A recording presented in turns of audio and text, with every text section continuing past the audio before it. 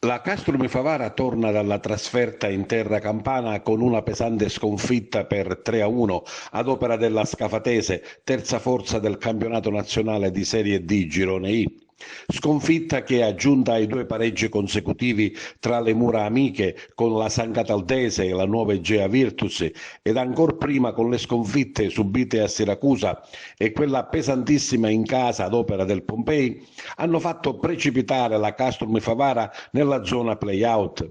Una situazione che nessuno si sarebbe immaginato di trovare in relazione anche all'ottimo percorso fatto nel girone di andata. Adesso lo spettro dei play-out è diventato una cruda realtà. Che a Scafati i gialloblu avrebbero sofferto lo si sapeva, troppo forti gli avversari dall'alto della loro posizione in classifica.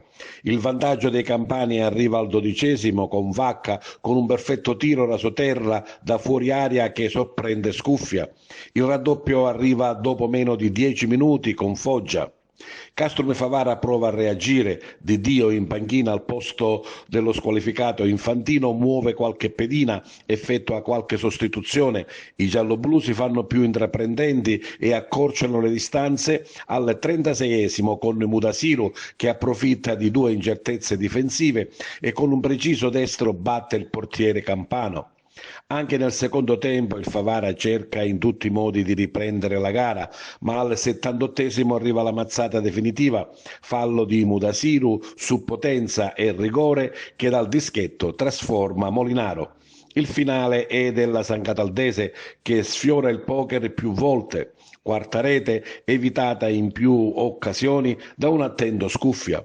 Giovedì si torna di nuovo in campo, in casa con il Ragusa, in quello stadio Bulcoreri dove la vittoria manca dal 12 gennaio scorso.